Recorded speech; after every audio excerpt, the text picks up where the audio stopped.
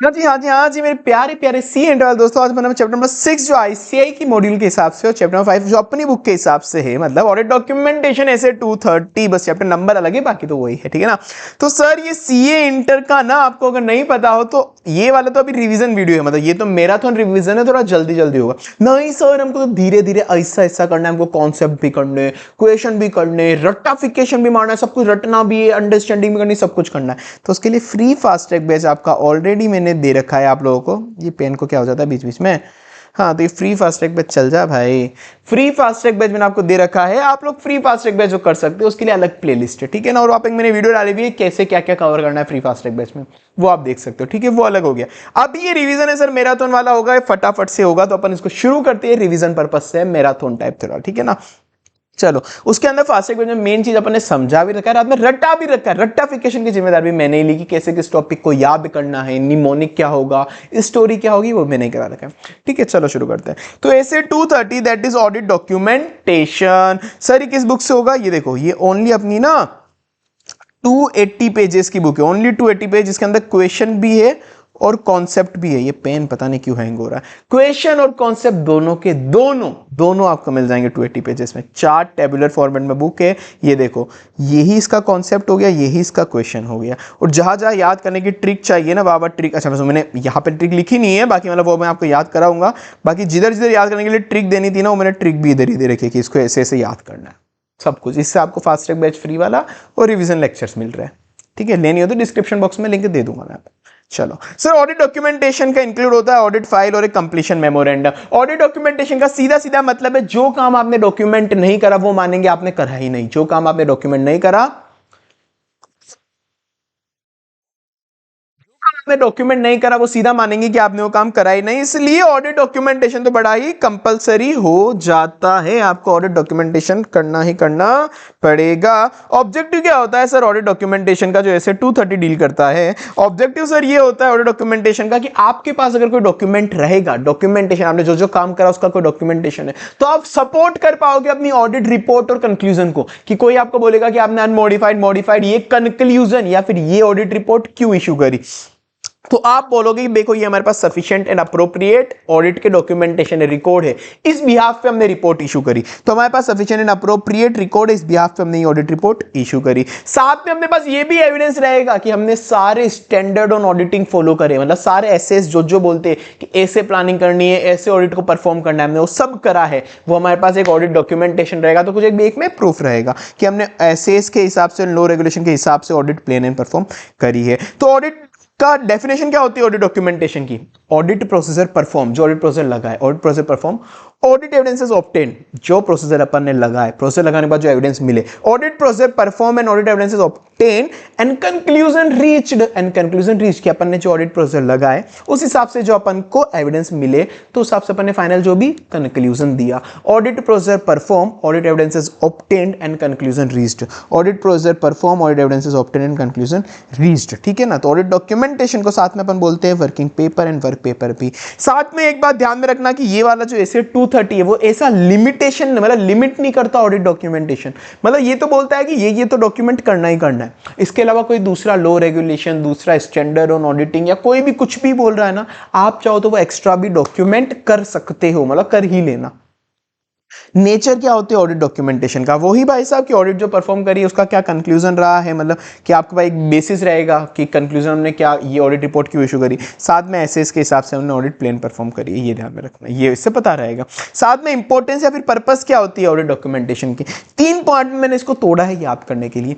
Engagement team को मदद करता है, अकाउंटेबिलिटी रखता है एक्सटर्नल इंटरनल इंस्पेक्शन के लिए, कि आपके पास फ्यूचर में कभी कोई आ गया कि रिलायंस के ऊपर कोई फ्रॉड मिला, आपने रिलायंस की ऑडिट करी थी, अडानी की ऑडिट करी थी, तो आपको अडानी की ऑडिट के ऑडिटर को भी पकड़ेंगे कि भैया ऑडिटर तूने ऑडिट सही से नहीं करी है, तूने ऑडिट सही नहीं करी, तो मैं तो मेरे डॉक्यूमेंटेशन बचा के सेफ हो सकता हूं कि भाई मैंने ऑडिट सही से करी है, मैंने डॉक्यूमेंटेशन देख, मैंने ये भी चेक करा, ये भी चेक करा, ये भी चेक करा।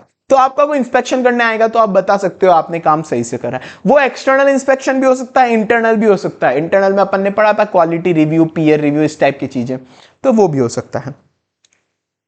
तो क्वालिटी रिव्यू इंटरनल हो गया और एक्सटर्नल इंस्पेक्शन भी हो सकता है। तो कोई आपको पकड़ने आया तो आप बता सकते हो उसको कि मैंने ऑडिट सही से करी, तो 2 बेनिफिट यहाँ पे हो गए कि आपके इंस्पेक्शन ही हो सकता है। साथ में अपन ऑडिट डॉक्यूमेंटेशन में ये भी लिखते हैं ये काम किस बंदे ने करा था, तो अपने को ना अकाउंटेबिलिटी रहेगी कि ये काम इस पप्पू गप्पू ने करा था, कोई भी गलती इस काम में मिली तो अपन पप्पू का गला पकड़ेंगे कि ये वाला काम पप्पू ने करा हुआ है।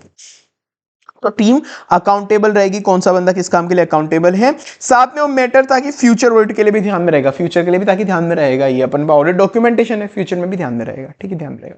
और इस साल की ऑडिट डॉक्यूमेंटेशन अगले साल की ऑडिट प्लानिंग में काम आते हैं। इस साल के ऑडिट डॉक्यूमेंटेशन अगले साल की प्लानिंग में काम आते हैं कि अच्छा पिछली बार ये चीज चेक करी थी, यहाँ ये गलतियां मिली थी, अगले साल अपन वो चीजें दिमाग में रख के ऑडिट की प्लानिंग एंड परफॉर्म करते हैं कि हाँ पिछले साल ये गलतियां थी, ये चीजें ध्यान में, तो अगले साल उस हिसाब से ऑडिट करेंगे, ठीक है। और बाकी डायरेक्ट सुपरवाइज पर, ठीक है।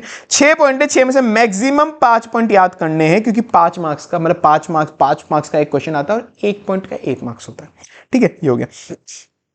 पर्पस क्या होता है sir, external inspection, internal inspection हो सकता है अगर, तब अपन बता देंगे उनको कि हमने करा है। साथ में अकाउंटेबल रहेगा बंदा कि किस बंदे ने काम करा, अकाउंटेबल रहेगा, फ्यूचर ऑडिट के लिए ध्यान में रहेगा और प्लान परफॉर्म भी अपन कर सकते हैं, डायरेक्ट सुपरवाइज भी कर सकते हैं और डॉक्यूमेंटेशन को देख के नेक्स्ट ईयर। तो form, content and extent of audit documentation कितने ने रखने हैं, तो भाई कुल मिला के आपको ऑडिट डॉक्यूमेंटेशन ऐसे रखने हैं कि कोई भी एक्सपीरियंस ऑडिटर हो, आपके ऑडिट डॉक्यूमेंटेशन को देख के कोई भी दूसरा एक्सपीरियंस ऑडिटर जिसका इस ऑडिट से कोई कनेक्शन नहीं है, जिसका इस ऑडिट से कोई कनेक्शन नहीं है, तो भी वो समझ जाए उस आपके ऑडिट डॉक्यूमेंटेशन को देख के कि आपने कौन कौन से ऑडिट प्रोसेस परफॉर्म करे थे, एंटी ऑडिट प्रोसेस क्या परफॉर्म करे, ऑडिट एविडेंस क्या क्या ऑब्टेन करे, एंड कंक्लूजन क्या आपने दिया, एंड कंक्लूजन आपने क्या दिया सिग्निफिकेंट मैटर्स का, ठीक है। तो audit process perform, audit evidences obtained and conclusion reached, audit procedure perform, audit evidences obtained and conclusion reached, audit procedure perform, audit evidences obtained and conclusion reached। ये उसको पता पड़ जाना चाहिए एक्सपीरियंस ऑडिटर को। डॉक्यूमेंट क्या क्या करना है आपको एंटी ऑफ ऑडिट प्रोसीजर में, ये एंटी ऑफ ऑडिट प्रोसीजर में क्या क्या डॉक्यूमेंट करना है कि आपने क्या आइटम चेक करा, किसने चेक करा और किसने रिव्यू करा, क्या आइटम चेक करा, किसने चेक करा, किसने रिव्यू करा, क्या आइटम चेक करा, किसने चेक करा, किसने रिव्यू करा, क्या आइटम चेक करा, किसने चेक करा, किसने रिव्यू करा। तो आपने क्या आइटम चेक करा, स्पेसिफिक आइटम टेस्ट है, उसका कैरेक्टरिस्टिक क्या था, किसने चेक करा मतलब हु परफॉर्म, और किसने रिव्यू करा, किसने परफॉर्म करा, किसने रिव्यू करा, किसने परफॉर्म करा, किसने रिव्यू करा, उनकी डेट, उनके साथ में डेट, ठीक है। डॉक्यूमेंट करना है आपको सिग्निफिकेंट मैटर आपको डॉक्यूमेंट करने हैं। तो क्या क्या चीजें सिग्निफिकेंट मैटर में देना है कि कभी भी कोई सिग्निफिकेंट मैटर मिल जाए, जैसे यहाँ पे था कि इंटरेस्ट कॉस्ट का ट्रीटमेंट गलत हुआ, एक सिग्निफिकेंट मैटर था, तो भाई इंटरेस्ट कॉस्ट का, तो आप उसको सिग्निफिकेंट मैटर को मैनेजमेंट, TCWG अदर्स इनके साथ डिस्कस करना है। तो आपको डॉक्यूमेंटेशन करना है कि हमने जो सिग्निफिकेंट मैटर मिला वो हमने मैनेजमेंट, TCWG वगैरह के साथ डिस्कस करा, किस टाइमिंग पे डिस्कस करा और किसके साथ डिस्कस करा, व्हेन एंड हुम डिस्कस हमने करा। साथ में आपको कोई भी ऐसी इंफॉर्मेशन मिले जो सिग्निफिकेंट मैटर से इनकंसिस्टेंट है, कि सिग्निफिकेंट मैटर कुछ और बोल रहा था, आपको कोई इंफॉर्मेशन मिली जो इनकंसिस्टेंट थी, तो उस इनकंसिस्टेंसी को आपने कैसे सॉल्व करा, उस इनकंसिस्टेंसी को आपने कैसे सॉल्व करा। तो पहला आपको देखना है कि सिग्निफिकेंट मैटर आपने किस मैनेजमेंट, किस TCWG वगैरह के साथ आपने डिस्कस करा, आपने किसका डिस्कस करा, व्हेन एंड होम डिस्कस करा, वो डॉक्यूमेंट करके रखो। कोई भी इंफॉर्मेशन जो इनकंसिस्टेंट है ऑडिटर के final conclusion regarding significant matter, उस इनकंसिस्टेंसी को कैसे डील करा, ये आपको ध्यान में रखना है।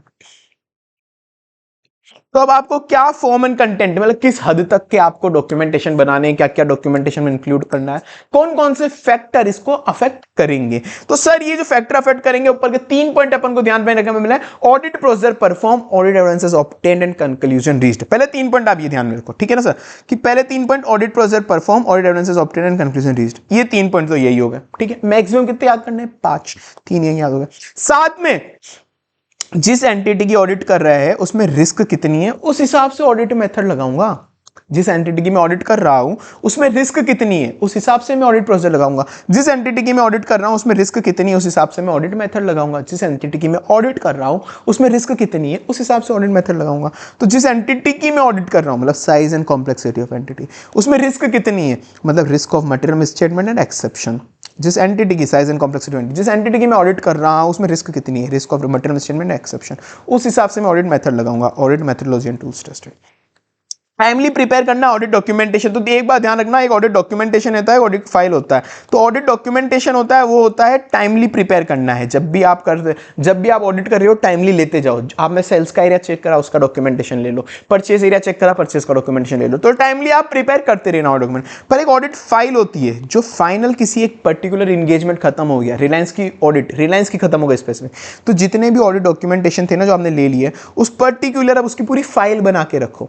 तो ये तो अपन को टाइमली बनाते रहने हैं, टाइमली बनाते रहने हैं। और मतलब कोशिश करना कि आपकी ऑडिट के पहले ही बना लो ये, क्योंकि ऑडिट के बाद आपने जो जो भी ऑडिट डॉक्यूमेंटेशन लिए ना, ऑडिट कंप्लीट होने के बाद, मतलब रिपोर्ट इशू होने के बाद जो जो भी ऑडिट डॉक्यूमेंटेशन लेते हो कंपैरेटिवली कम रिलायबल होते हैं, थोड़ा कम रिलायबल। तो ये कंपैरेटिवली टाइमली जल्दी जल्दी लेते रहना, ठीक है। उनको रिव्यू भी करते रहना, रिव्यू भी करते रहना।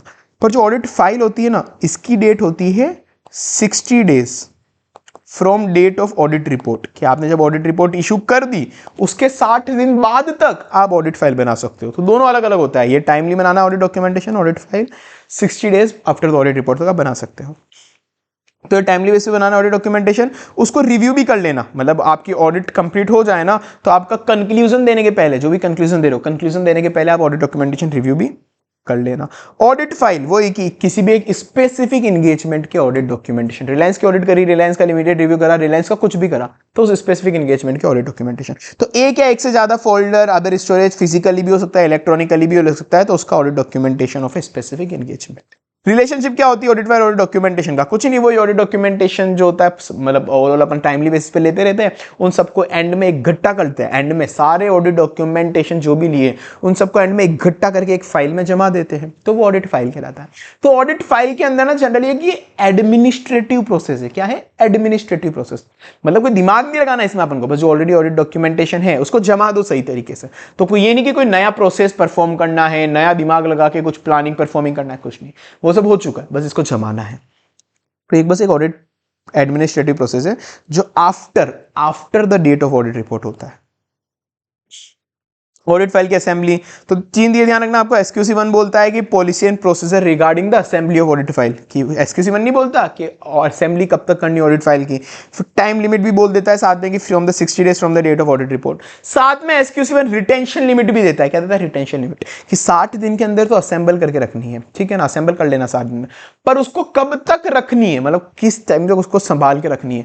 7 ईयर्स तक, मिनिमम 7 ईयर तक, ज्यादा भी हो अगर लो रेगुलेशन बोले तो ज्यादा। 7 year from the date of audit report, की जब आपने ऑडिट रिपोर्ट अपनी कंपनी की इशू हुई, या फिर ग्रुप ऑडिट रिपोर्ट जब इशू हुई, group audit report, whichever is later, जो भी लेटर हुआ उसके 7 साल तक आपको रखना। ये केवल एडमिनिस्ट्रेटिव प्रोसेस होता है, कोई भी नए ऑडिट प्रोसेस में परफॉर्म नहीं होते। एक बार ऑडिट डॉक्यूमेंट मतलब ऑडिट फाइल बन गई आपकी, तो उसमें से कुछ भी डिलीट और डिस्कार्ड नहीं होगा एक बार कंप्लीट होने के बाद, ऑडिट फाइल कंप्लीट असेंबली होने के बाद, मतलब पूरी ऑडिट फाइल बन गई उसके बाद। पर फिर भी कुछ चेंजेस अपन कर सकते हैं, कुछ चेंजेस ऑडिट फाइल में कर सकते हैं। क्या कर सकते हैं? DDSS, डिलीट डिस्कार्ड कर सकते हैं। सुपरसीडेड डॉक्यूमेंटेशन, मतलब पहले अपन ने कोई पुराना ऑडिट का डॉक्यूमेंटेशन लगाया, उसका कोई नया आ गया उसकी जगह कोई, तो वो हटा के नया लगा सकते हैं। Documenting audit evidences that N agreed, कि वो पहले ही अपन ने एग्री कर लिया था कि ये ऑडिट डॉक्यूमेंटेशन, मतलब ऑडिट कंप्लीट होने के पहले, फाइल कंप्लीट होने के पहले ही हो गया था कि ये वाला बंदा मुझे एक बार रिवाइज ऑडिट डॉक्यूमेंटेशन देगा, अपन एग्री हो गए थे, तो उसने मुझे फिर वो बाद में दे दिया रिवाइज डॉक्यूमेंटेशन। तो एग्री तो अपन पहले ही हो गए थे, वो देगा अपन, तो वो आप लगा सकते हो फाइल में। सॉर्टिंग एंड कॉलेटिंग क्रॉस रेफरेंसेस कर सकते हो, कि पेपर को ऊपर नीचे करना, जमाना, थोड़ना फोड़ना, थोड़ा निकाल के ऊपर लगाना, वो सब कर सकते हो। Signing off completion checklist of file assembly process, की जब फाइल असेंबली कंप्लीट हो जाती है, पूरी फाइल बन गई, तो उस पर भी एक साइन ऑफ पेपर लगाते हैं कि आज के दिन ये ऑडिट फाइल कंप्लीट हो चुकी है। तो वो साइन ऑफ भी आपको, वो साइन ऑफ आप कर सकते हो, मतलब क्योंकि वो ऑडिट फाइल जब एक बार बन गई उसके बाद ही तो साइन ऑफ होगा, तो वो कर सकते। DDSS, deleting, documenting, sorting, signing off. Significant matter and significant judgement भी आपको डॉक्यूमेंट करने हैं। तो सिग्निफिकेंट मैटर के अंदर क्या क्या डॉक्यूमेंट करना है भाई? एफएस के अंदर ऑलरेडी मटेरियल मिसस्टेटमेंट एग्जिस्ट करती है, एफएस में ऑलरेडी मटेरियल मिसस्टेटमेंट एग्जिस्ट करती है, फिर भी मुझे ऑडिट करने में इतनी सिग्निफिकेंट डिफिकल्टी क्यों दे रहे हो तुम लोग? मुझे ऑडिट करने दो ना सही से यार, एफएस में ऑलरेडी मटेरियल मिसस्टेटमेंट है, तो मुझे ऑडिट सही से करने दो ना भाई, तुम मुझे क्यों सिग्निफिकेंट डिफिकल्टी दे रहे हो ऑडिट कराने के अंदर? अब मैं ऑडिट रिपोर्ट मॉडिफाई कर दूंगा, ऑडिट रिपोर्ट मॉडिफाई कर दूंगा। एफएस में ऑलरेडी मटेरियल मिसस्टेटमेंट एग्जिस्ट करती है, फिर भी तुम मुझे क्यों सिग्निफिकेंट डिफिकल्टी दे रहे हो ऑडिट करने में? अब मैं एफएससी मॉडिफाई कर दूंगा, अब मैं रिपोर्ट मॉडिफाई कर दूंगा, रिपोर्ट मॉडिफाई कर दूंगा।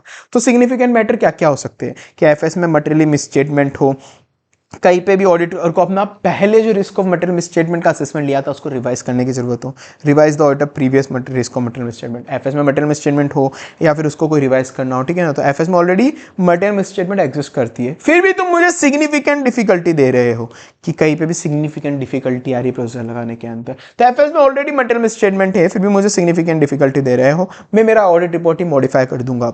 फाइंडिंग की कोई भी ऐसी फाइंडिंग जिससे audit report audit opinion modify हो सकता है, तो ये भी आपको डॉक्यूमेंट करना है। सिग्निफिकेंट जजमेंट की कोई भी जजमेंट लिया है मैनेजमेंट ने ऑडिटर ने, तो वो आपको डॉक्यूमेंट करना है। तो आपको जजमेंट के अंदर क्या क्या एग्जांपल है कि ये डॉक्यूमेंट करना है, कि वहां पे कहीं पे स्पेसिफिक गिवन है कि auditor shall consider this information. कुछ भी जजमेंट लेने के लिए, कुछ भी काम करने के पहले ऑडिटर को वो जजमेंट कंसीडर करनी पड़ेगी, तो वो ऑडिटर ने वो कंसीडर करिए नहीं, सॉरी वो इंफॉर्मेशन कंसीडर करनी पड़ेगी। तो वो कैसे पता करेगा कि ये इंफॉर्मेशन उसने कंसीडर करी नहीं करी है, शैल कंसीडर, तो वो उसको डॉक्यूमेंट करना पड़ेगा कि ये मैंने इंफॉर्मेशन कंसीडर करी है। ऑथेंटिसिटी ऑफ डॉक्यूमेंटेशन, कि उसने ऑडिटर ने क्या जजमेंट लगा के पता करा कि ये डॉक्यूमेंट ऑथेंटिक सही है या नहीं है। सब्जेक्टिव जजमेंट, कभी कभी सब्जेक्टिव जजमेंट लगती है कि कोई बोलेगा कि ये सही है, कोई बोलेगा गलत है, कोई बोलेगा ये अकाउंटिंग एस्टिमेट सही है, कोई बोलेगा ये गलत है। तो ऑडिटर ने क्या जजमेंट लगा के चेक करा कि ये अकाउंटिंग एस्टिमेट सही है गलत है, फिर देख रहा, ठीक है ना। तो ऐसे इसको याद कैसे करना है, एस के अंदर ही, एस के अंदर ही, ये है ना, एस के अंदर ही ऑडिट जजमेंट गिवन है और सिग्निफिकेंट जजमेंट गिवन है। एस के अंदर ही सिग्निफिकेंट जजमेंट गिवन है, एस के अंदर ही सिग्निफिकेंट जजमेंट गिवन है, एस के अंदर ही। तो एस का आ गया शैल कंसीडर, ए से हो गया ऑथेंटिसिटी ऑफ डॉक्यूमेंट, एस से हो गया सब्जेक्टिव जजमेंट। एस के अंदर ही सिग्निफिकेंट जजमेंट गिवन है, एस से हो गया शैल कंसीडर, ए से हो गया ऑथेंटिसिटी ऑफ डॉक्यूमेंट, एस से हो गया सब्जेक्टिव जजमेंट। एस से हो गया शैल कंसीडर, ए से हो गया ऑथेंटिसिटी ऑफ जजमेंट, एस से हो गया सब्जेक्टिव, ठीक है। एग्जाम्पल क्या होते हैं ऑडिट डॉक्यूमेंटेशन के, आईला एससीसी का ऑडिट डॉक्यूमेंटेशन, आईला एससीसी का ऑडिट डॉक्यूमेंटेशन, आईला एससीसी का ऑडिट डॉक्यूमेंटेशन, आईला एससीसी का ऑडिट डॉक्यूमेंटेशन, आईला एससीसी का audit documentation. Paper form, electronic form, other media, किसी में भी आप डॉक्यूमेंटेशन रख सकते हो, इलेक्ट्रॉनिक भी रख सकते हो। तो आईला आईला एससीसी का ऑडिट डॉक्यूमेंटेशन, एससीसी का ऑडिट डॉक्यूमेंटेशन, आईला एससीसी का ऑडिट डॉक्यूमेंटेशन। दो ए हो गए यहाँ पे आईला के अंदर, A audit programme analysis, I से इशू मेमोरेंडम, एल से लेटर ऑफ कंफर्मेशन। एससीसी का audit documentation, significant matter, checklist correspondence, significant matter, checklist correspondence. AILA दो ए हो गए, audit programme analysis, audit programme analysis, audit programme analysis, audit programme analysis, audit programme analysis, audit programme analysis. आईला double A I L, issue memorandum, letter of confirmation, ठीक है ना। SCC का documentation, significant matter, checklist correspondence, significant matter, checklist correspondence, SCC का। साथ में entity का कोई रिकॉर्ड हो, इनवॉइसेस हो, कॉन्ट्रैक्ट कॉपी वगैरह हो, वो भी ऑडिट डॉक्यूमेंटेशन में डालनी है, ठीक है ना। पर it's not a substitute for entity accounting record, कि एंटिटी का जो अकाउंटिंग रिकॉर्ड है उसका सब्सटीट्यूट नहीं हो जाएगा डॉक्यूमेंटेशन। एंटिटी का अकाउंटिंग रिकॉर्ड तो रहेगा ही रहेगा जो कंपनी जिसकी ऑडिट करे, और अपना एक डॉक्यूमेंटेशन होगा ही होगा, दोनों अलग अलग चीजें। नॉट इंक्लूड, क्या इंक्लूड नहीं करने, जो वर्किंग पेपर अपन सुपरसीड कर चुका है, ये पुराने हो गए थे इसके कुछ नए मिल गए, तो पुराने वाले को हटाओ ना, क्यों रखना है। किसी में कोई टाइपिकल एरर वगैरह थी, वो उसके लिए अपन ने कोई नया डॉक्यूमेंटेशन दे दिया, तो पुराने वाले को हटाओ ना, जिसमें गलत डॉक्यूमेंट मिस्टेक थी वो हटाओ। ऑनरशिप किसकी होती है ऑडिट डॉक्यूमेंटेशन की, ऑडिटर की। 1000 बार समझाया ये तो अपन ने कि भाई एसक्यूसी 1 भी बोलता है it's a property of auditor, ऐसे 230 भी बोलता है it's a property of auditor. Auditor चाहे तो खुद के डिस्क्रिप्शन पे किसी को वो उसके ऑडिट डॉक्यूमेंटेशन के एक्सट्रैक्ट दे सकता है, उसके खुद के डिस्क्रिप्शन पे वो, ठीक है ना, जरूरी नहीं है वो किसी को दे, प्रोवाइडेड लॉ एंड रेगुलेशन भी उसको रोकता नहीं है देने से, वो भी ध्यान रखना पड़ेगा, ठीक है। May at it's on description make a portion और एक्सट्रैक्ट, वो किसी को दे सकता है। बाकी प्रॉपर्टी ऑडिटर की होती है, अगर कभी हेड ऑफिस का ऑडिटर सब्सिडरी के ऑडिटर को बोले कि मुझे ऑडिट डॉक्यूमेंटेशन दे रहे, मना कर सकता है वो, नहीं दूंगा, जो करना हो जो कर ले, ये वो ये प्रिंसिपल ऑडिटर, ब्रांच ऑडिटर, तो मना कर देगा वो। बट जब अगर आप किसी को दे रहे हो कोई पोर्शन एक्सट्रैक्ट निकाल के, तो ध्यान रखना आपकी वैलिडिटी ऑफ वर्क को अंडरमाइन, गिरा ना दे। कंप्लीशन मेमोरेंडम या फिर जिसको बोलते हैं ऑडिट डॉक्यूमेंटेशन समरी, जो बड़ी बड़ी लार्ज और कॉम्प्लेक्स ऑडिट होती है ना, उसके अंदर एक फाइनल एक समरी ऑफ डॉक्यूमेंटेशन बनाते हैं, जिसमें अपन लिख देते हैं कि सिग्निफिकेंट मैटर क्या क्या था इस ऑडिट के अंदर, और उस सिग्निफिकेंट मैटर को हमने रिजॉल्व कैसे करा था, सिग्निफिकेंट मैटर क्या क्या था और उस सिग्निफिकेंट मैटर को हमने रिजॉल्व कैसे करा था, ये अपन लिख देते हैं, ताकि बड़े बड़ी ऑडिट में बड़े बड़े ऑडिट डॉक्यूमेंटेशन की एक समरी अवेलेबल रहे, कि पूरा डीप में चेकिंग, डीप में बाद में देखना ना पड़े डॉक्यूमेंटेशन। तो वो ही कि भाई में मतलब बनाना कंपलसरी नहीं है, में बनाना चाहे तो एक वो बना सकता है कि सिग्निफिकेंट मैटर क्या क्या मिले थे और उसको कैसे एड्रेस करा था, कैसे क्या क्या, तो सिग्निफिकेंट मैटर क्या है उसको कैसे एड्रेस करा था वो रख सकता है, कंपलसरी नहीं है बनाना। इंपॉर्टेंस क्या होती है, LSS, LSS helpful for large audit, significant matter and SS objective. Large audit L S, significant matter SS objective. तो इसमें अपन लिख देते हैं कि लार्ज ऑडिट के लिए कंपैरेटिव लार्ज और कॉम्प्लेक्स ऑडिट है उसके लिए हेल्पफुल रहेगा। एल एस एस, एल से लार्ज ऑडिट के लिए अच्छा रहेगा अगर आपने बना लिया ये, तो एस से सिग्निफिकेंट मैटर पता पड़ जाएंगे कि सिग्निफिकेंट मैटर क्या आता है उसको कैसे रिजोल्व करा। एल एस एस, एस से एक और कि कोई से अगर एसएस का ऑब्जेक्टिव, कोई भी एसएस का ऑब्जेक्टिव अपन पूरा नहीं कर पाए तो लिख देना वहां पे कि ये एसएस का ऑब्जेक्टिव मैं इस कंडीशन की वजह से पूरा नहीं कर पाया, इसकी जगह ये अल्टरनेटिव लगा दिया मैंने, ठीक है, L S S. Then sir ये वाला चैप्टर भी हो गया है। तो भाई साहब पत्थर दिल लोगों, इतनी मेहनत कर रहा हूँ ऑडिट का फ्री फास्ट ट्रैक बैच आपके लिए, ये सब है, सब कुछ है। बेशर्मो एक चैनल, यूट्यूब चैनल सब्सक्राइब कर लेना, तुम्हारा ही बेनिफिट होगा साथ में, है ना। बेशरम लोगों, इतनी मेहनत करने के बाद नहीं करते पत्थर दिल लोग, ठीक है। आपको फ्री में नोट्स चाहिए बहुत सारे, टेलीग्राम चैनल का नीचे मैं लिंक दे दूंगा, वहां से उठा सकते हो आप। टेलीग्राम में नोट्स वगैरह, इंपॉर्टेंट क्वेश्चन की लिस्ट वगैरह सब ले सकते हो टेलीग्राम चैनल से। बाकी तो ठीक है, ये बुक अगर आपको चाहिए डिस्क्रिप्शन बॉक्स में दे दूंगा मैं। फ्री फास्ट ट्रैक बैच की एक अलग प्लेलिस्ट है डिस्क्रिप्शन बॉक्स में, बुक है फ्री फास्ट ट्रैक बैच की प्लेलिस्ट एक अलग है, वहाँ पे ये रिवीजन लेक्चर की प्लेलिस्ट है, फ्री फास्ट ट्रैक बैच की अलग है। आप वहाँ से जाके फ्री फास्ट ट्रैक बैच ले सकते हो, वो ओनली 48 आवर्स का। अभी भी अगर आप, शायद मुझे नहीं पता अभी कितना टाइम है आप देख रहे हो जब, पर अभी भी अच्छा टाइम है, आप कवर कर सकते हो इसमें। अंडरस्टैंडिंग, रट्टाफिकेशन वगैरह सब कुछ करा है, क्वेश्चन कॉन्सेप्ट सब कुछ, ठीक है। चलो टाटा बाय बाय, सी यू।